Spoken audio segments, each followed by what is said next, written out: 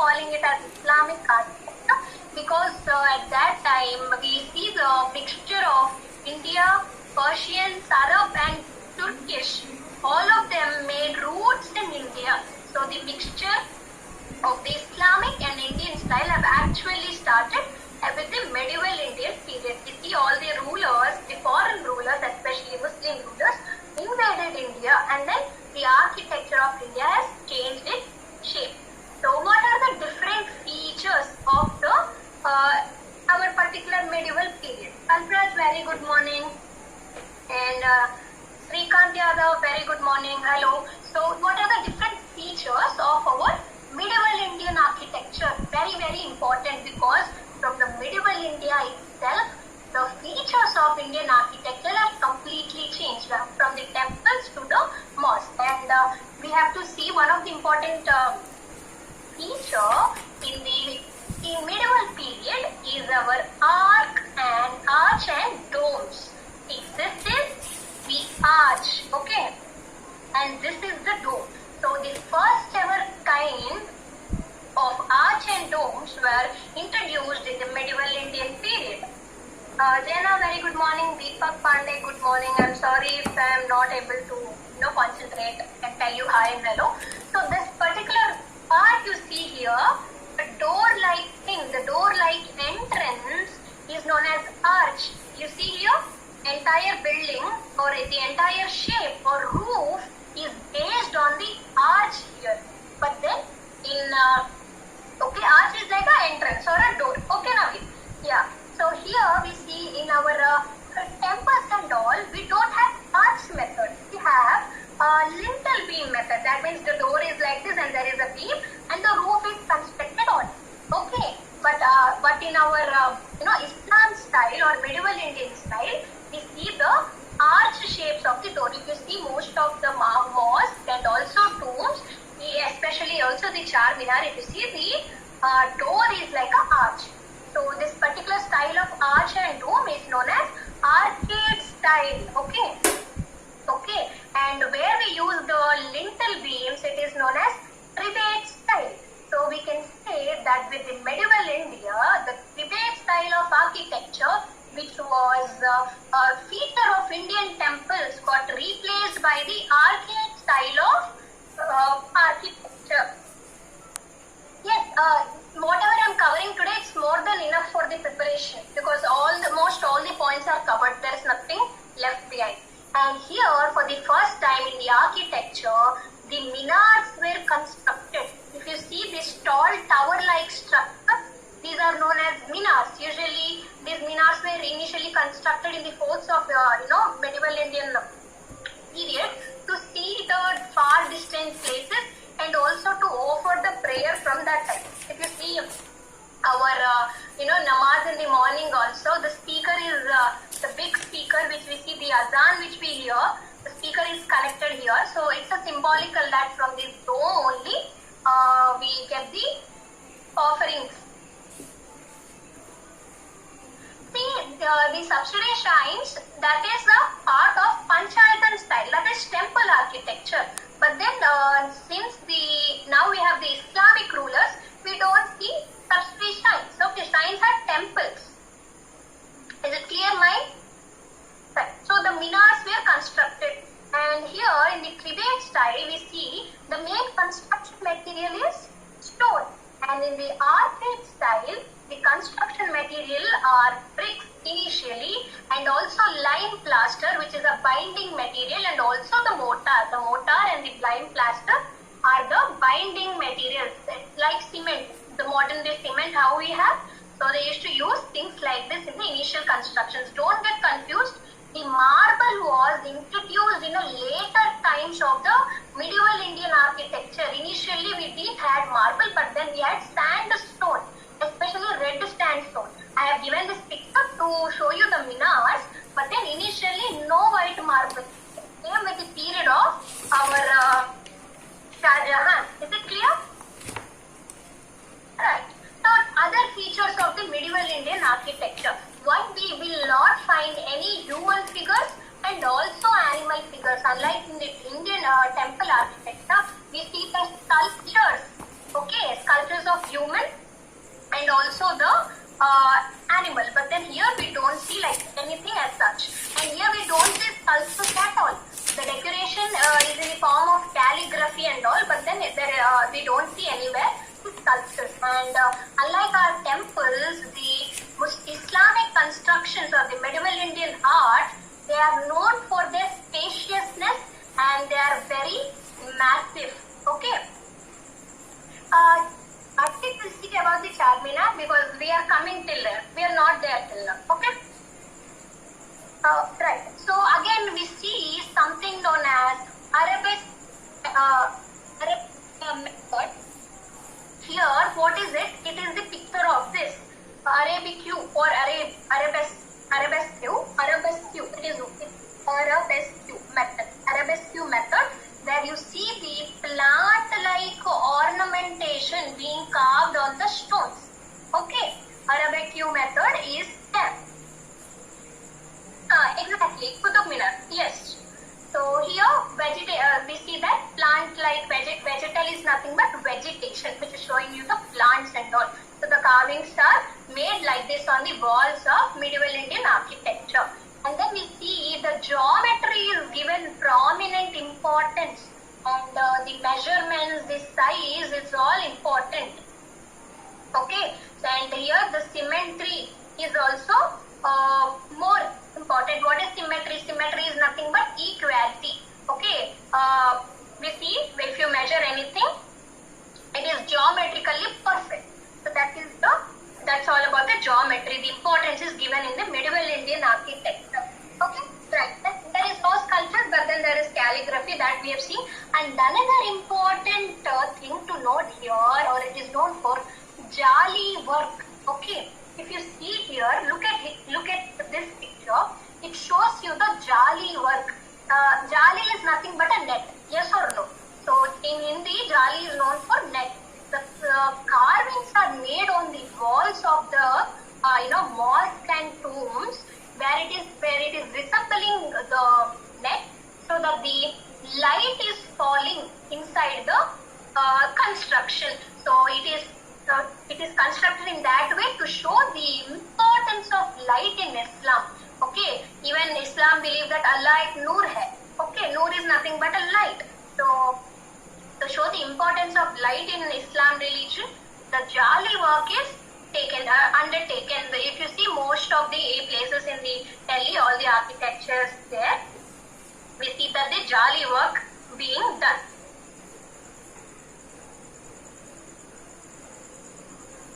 Now, see, jali work is not only for queens. Jali work we see in most of the architectural monuments that belong to medieval India. Okay. Then it's also known for the courtyard poles, fountains, and also small drains within the court or the construction.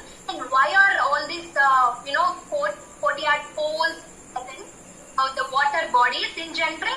For the religious purpose. Okay, and it's also that makes the surroundings very cool. And also the fountains are erected for the decorative purposes. So we can see that here it's actually placed for a fountain. And here, if you see, this picture is an example of Charbagh style of gardening. Okay? Yeah, calligraphy is an art of writing. Okay, just give me a minute, I'll come to that, don't worry. How calligraphic writings are written on these architectural monuments. So here it is for the decorative purpose. This is Charbagh style of gardening. See, especially the Mughal in the medieval period, the garden or the square garden is divided into another small square pieces. So it's equal and 4 square pieces. Here if you see, this is square number 1, square number 2, square number 3 and square number 4. And if you consider the entire garden, it is also in the shape of square only. So these are for the decorative purposes, and our especially medieval India is known for their rich gardens and all. And the other important feature of our medieval Indian architecture is Pitradura style of decorating the decorating the walls of monuments. So what is this Petrodura method? See, if you see here the precious stones and also gems, they are actually inscribed into the marble. And I have also left a link in the previous slide, if I am not wrong. After my class, you can also see how is this Petrodura method of particular architecture is taken place. Okay, so it's very interesting to watch and see. Alright, so calligraphy, somebody are having doubt about calligraphy. What is calligraphy? Calligraphy is nothing but the art of writing letters in a beautiful way.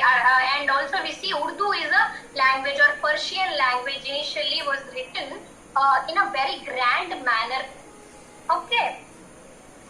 And somebody, if you're asking, yes, exactly, Shrikant, you can see this inside the Taj Mahal. Don't worry, every feature of this will be covered, but in steps.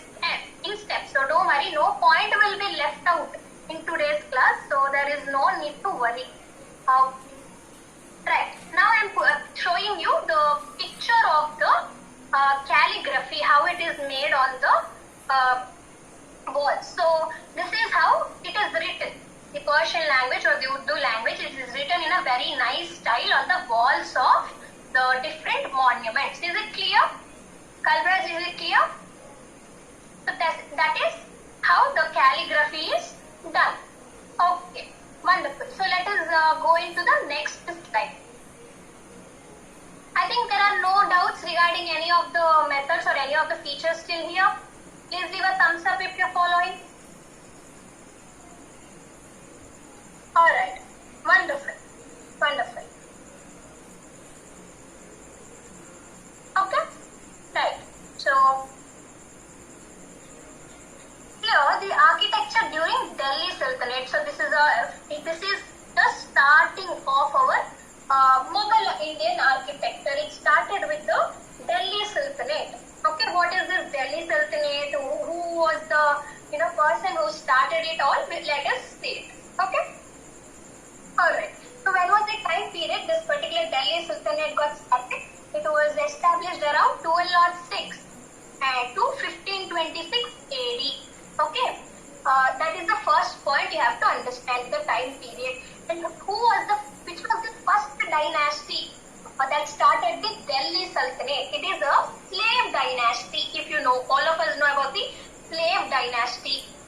And slave dynasty, we see Qutbuddin Aibak, who is a Turkish, who come from Turkey and all. That we will do in the next slide. So there are two things we need to remember about the architecture during Delhi Sultanate period. One is imperial style. So there are two types of architecture that was developed during this Delhi Sultanate period. One is by the rulers of the Delhi, which is under the category of imperial style, and second by the people or the local rulers. Okay. And also fiefs. Fiefs is nothing but in feudal system where the king makes the person the land of the owner, and in turn he will get the army, and that army are known as vassals. The vassals will stay in that land only. So the feudal lords and the local rulers have also patronized their own style. The zamindari system is different. In zamindari system you don't have the vassal, okay, who will provide the military service for the king. Okay, zamindari is where the zamindar is made as the owner of the land, and he will collect the tax. That is zamindari. I mean, feudalism, the feud will provide the military services to the king. As a result, the king will give land to him. That is feudalism. Is it clear? So the provincial style is patronized by the local rulers and the fiefs, and the imperial style by the Delhi Sultanate people. Okay. Now let us study about the imperial style. In the imperial style, first thing we need to study about is slave dynasty. Okay. Slave dynasty 1206 to 1290 AD. Okay. And we can see that the Delhi Sultanate from 1191 to 1557 AD, these dynasties have ruled the Delhi Empire. the first ever dynasty that ruled the Delhi was our slave dynasty. Something to know about the slave dynasty. Slave dynasty was established by Qutbuddin Aibak. Okay, he is the slave of Muhammad Ghor, and Muhammad Ghor is from Turkey. He was commissioned by the Muhammad Ghor to come into India and occupy the India. So that is what you have to understand about the slave dynasty. And after he has come here, he has started a new architecture form known as Mame Kula style. Very important. So Mame Kula style. And please tell me about the first war of Panipat. And please tell me in which period it has happened. First war of Battle of Panipat. 1526. Just remember this.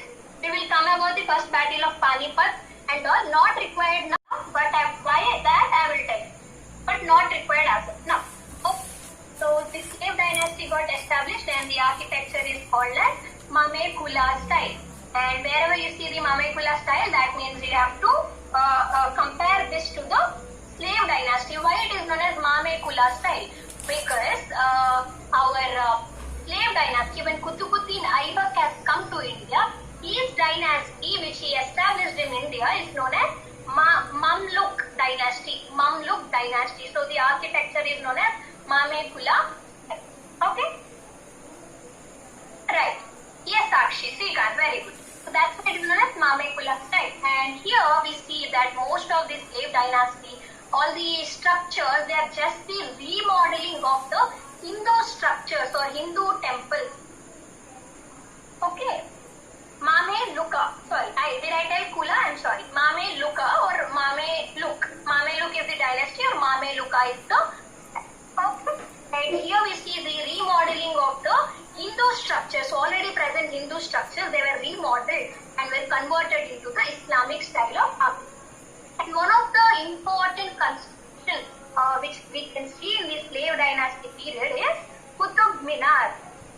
Okay, it's a long tower which is 5 floors in length. Qutub Minar in Delhi, and it was initially constructed by the Qutbuddin Aibak. So Qutbuddin Aibak actually did not construct the whole Qutub Minar, but then he only did the ground floor. So there, if you go inside the Qutub Minar, there are actually steps. Okay. So the ground floor is constructed by our Qutbuddin Aibak, and the next 3 floors, first floor, second floor, third floor, this will come Mish. Okay. And finally, the 5th store of the Qutub Minar was completed by Firozshah Tughlaq. That is his Tughlaq dynasty. That we will see when the Tughlaq dynasty came. There are evidences that the 5th floor was completed by the Firozshah Tughlaq, and it's not the Iltutmish. So important point to note down.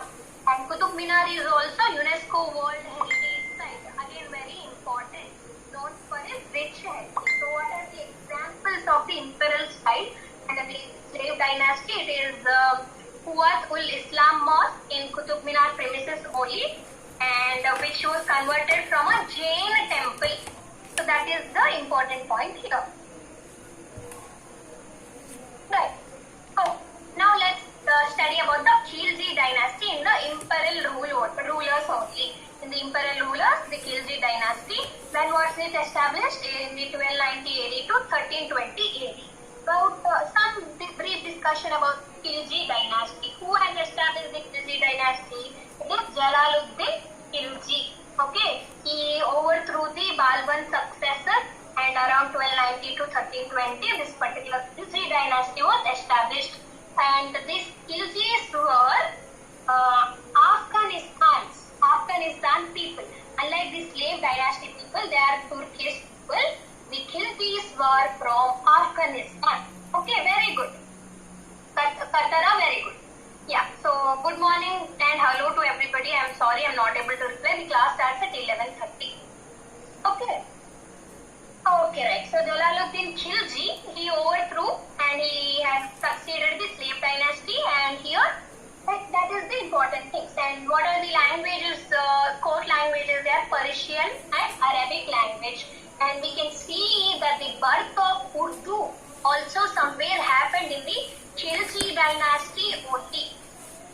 So Persian and Arabic languages are the core languages, and the Urdu language also somewhere has saw its origin in this particular dynasty only. And this particular style of architecture is known as Seljuk architecture. And here Mamluka style in the slave dynasty. Here we see Seljuk architecture. Yes, Jalaluddin Khilji. Yes, Srikanth, you are right. And here the architecture of the Khilji dynasty is mainly by the red sandstone. Okay, as I have told, till now the marble was not introduced. As we see in the Taj Mahal, all the constructions before the Taj Mahal are actually the red sandstone architectures only, and it's also the arcade style, where that is the arch and the dome method. Okay, and what is the cementing agent? It is the mortar. An example of the Khilji dynasty construction is Alai Darwaza by Alauddin Khilji and the Siri Fort. See, this is Alai Darwaza. It also looks like Qutub Minar, but then it's not that. And the Siri Fort, all of them are in Delhi. Okay. The Seljuk style is simple. It's like same like the slave dynasty only. Okay, it's like the slave dynasty only, but then red sandstone, and the style of architecture is known as Seljuk. That's it.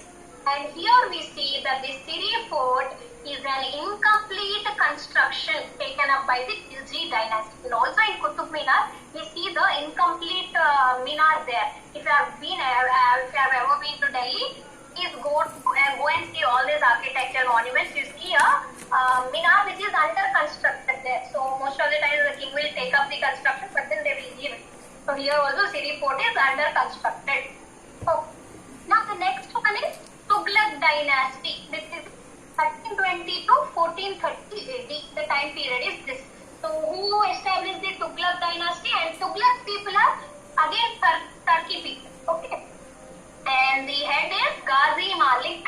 And he has assumed the title known as Ghaziyat al-Din Tughlaq.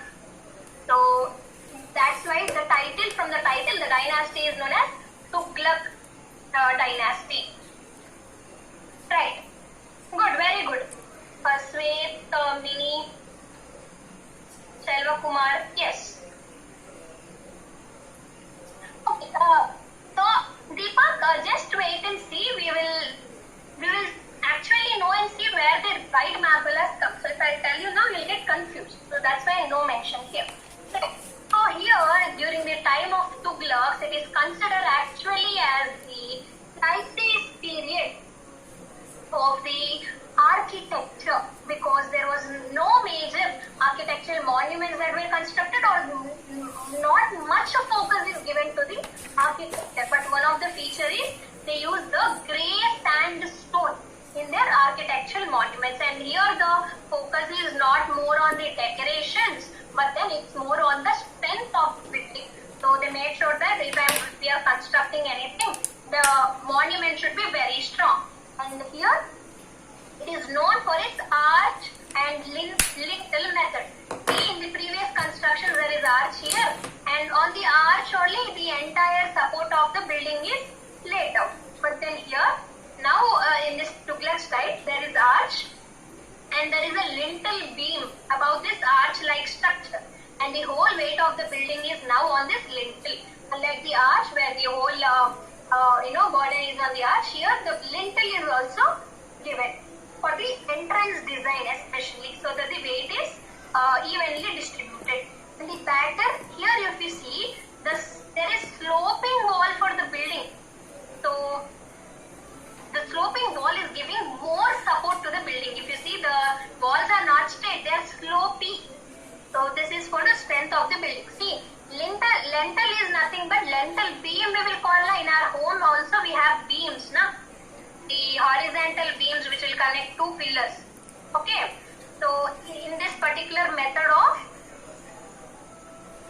arch and lintel, the lintel is placed just above the arch so that the entire structure strength is more strong. But then unlike till now, the entire building structure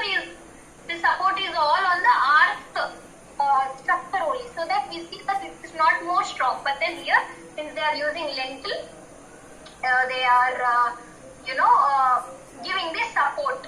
Is it clear, Niyati? The lentil is because they are focusing on the strength of the building and it's not about the decoration in the Tughlaq dynasty.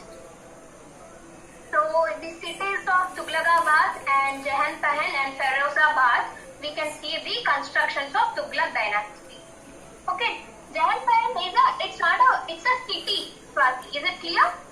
It's a city. Yes. Right, Jahan-Pahang is a city. And next thing is Lodi dynasty. We see the Lodi dynasty and Lodis are Afghans again. Okay. Lodis are Afghans, and here we see that the time period is 1451 to 1526 AD. And here also we still see the architecture has taken the back seat. Don't see as many as constructions which we see during time of slave dynasty and all. Okay, here things to note down. Who has established the Lodi dynasty? Please tell me in the comment section.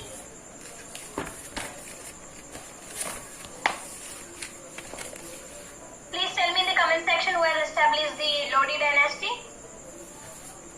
It's not Ibrahim Lodi, it's Bahlal Lodi. Yes, Bahlal Lodi, Diksha Ghosh, Damini, Nazir, Sakshi, Kartik. It's Bahlal Lodi. Very good. Okay. And here we see that one of the major thing for the constructions carried out here is the tombs only. Most of the times they have constructed only tombs. No many major monuments are constructed. Okay. And other important features of these tombs are the double domes of the architecture. Till now we have dome structure, which is the top of the any of the monuments like this we have seen now. Now instead of one dome, they are having two domes inside it. So they'll have the first dome constructed and inside it they will have the double dome. Why? To increase the strength of the monument. So that is the idea behind the double dome of the Lodi dynasty. Double dome, very important. Only feature you have to remember in Lodi dynasty, the double dome structure. One is for the strength, two to lower the height of the dome. So if you are having a second dome, you don't see that the monument is so tall. Okay, it's so easy to see the roof. To lower the height, and there is no lavish decoration on the particular tombs of this Lodi dynasty. And if you see the platform of this particular tomb, it is octagonal. It's in the octagon shape. Okay, it's in the octagon shape. And here also the verandas are slopy. They are not straight. Why slopy? It will increase the strength of the building. So that is all the features of Lodi dynasty. And what are the examples? Lodi gardens in the city of Agra and Sikandar Lodi, which was constructed by the Sikandar Lodi, is the example of the Lodi dynasty's constructions for the architecture. The Lodi Gardens is very famous because same there also, in the Middle India, gardens are given lot of importance. I think this is to show you the octagonal. This is the tomb of Lodi. I forgot to tell you. This is the tomb of our Lodi. I think Sikandar Lodi, if I am not wrong. So this is the tomb of the Lodi dynasty.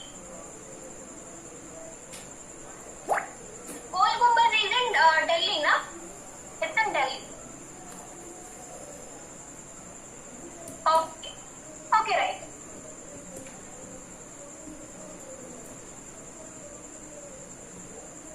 Okay. Next is Provincial School of Architecture. Okay, what is you're asking me? Gol Gumbaz. Okay, just give me a moment. I'll let you know.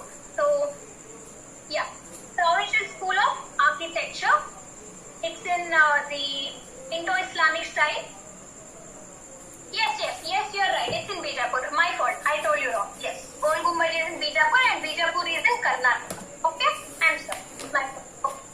Persian school of architecture. It's the Indo-Islamic style and it is by the local people.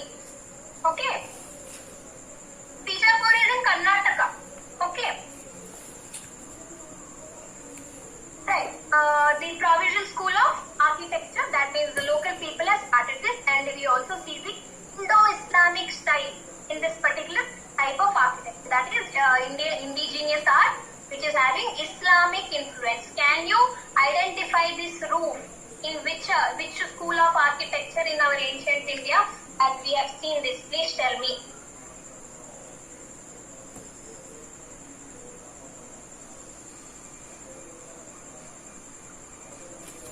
Okay. Okay, very good. Yes.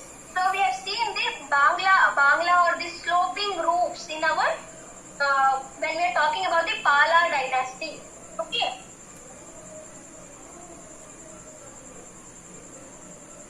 Yes. Okay, we'll come to Bijapur, Karthik, don't worry. Okay. Pala and we'll come to Bijapur. No, there is a school of art known as Bijapur School of Art that we will see. Okay. Right. Indo-Islamic style influenced by the local architecture. The Gol Gumbad is it's in Bijapur only. Okay, don't get confused.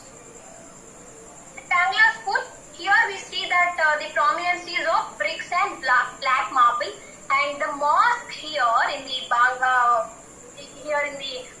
school, we see that they are floppy roofs. Okay, they are the floppy roofs, and initially these particular mosque-like things were temples. If we see, yes, exactly, Shrikant. Terracotta bricks, which we have seen in the last class. But then here we see there is conversion of the temples into the mosque. So the Quadam Rasul Mosque in Gaur and also Adina Mosque in Padua in the West Bengal district, all of them are examples of the Bangla or the Bengal school of the mosque. So these are the mosques, just the conversion of our previously Bangla sloping roofs, which are temples. And the next one is Malwa school or the Malwa school. It is also known as Patan school. Patan school, one of the important feature is they don't have minars. Very important point to remember, Patan school don't have minars. Okay, and here the Malwa school, it is in the Dhar and Mandu in Malwa Plateau. Tell me in the comment section, where is Malwa Plateau? Where is Malwa Plateau? Madhya Pradesh. Very good. Niyati, Karthik, Damini, Shrikant, Deepak. Very good. Swati, Subha, Crystal. Very good. So Malwa Plateau, we have Dhar and Mandu districts in the Malwa Plateau. We see this particular, school of art being flourished. Right. Priya and Kuldeep project. Very good. What are the features of this Malwa Plateau? One thing we have already seen that we don't have minars here, and also we see the use of different colored stones and marbles. Important features of this particular school is this: for different stones and marbles which are colored are used here, and it actually has got the large windows or the big windows. The feature of big windows or large windows, you can see that the imitation of the European style, or we can see that the European influence has already started on the Indian architecture. Okay, and we are having the arches and also pillars in different Malwa architectural monuments and no minars. And one of the important feature is its environmental adaptation. The architectural monuments are constructed in such a way that the natural ventilation is possible. Okay, according to the direction of the wind, properly ventilated rooms were constructed, and also we see the large windows for the inflow of air and sunlight. And we have got the pavilions which are highly arched. Pavilions like this only, which is having big arches and which will allow the air into the building to remain cool. So pavilions like this, we see the big arches and also big windows so that the proper ventilation is given. Samir, it's in the medieval period only. Medieval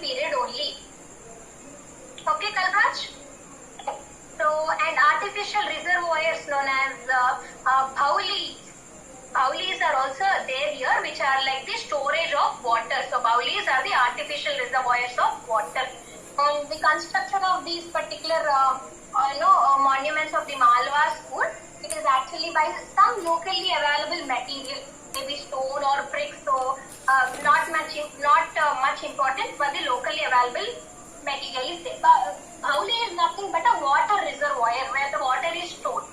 Okay, and the batter system for the cementing of the monuments are used. So it may be well or it may be tank also. Okay, and the example of the Malwa school or Malwa pattern is Rani Roopmati Pavilion in Madhu and Indala Mahal in Madhu. So both of them have this pavilion type of thing. So that's all about the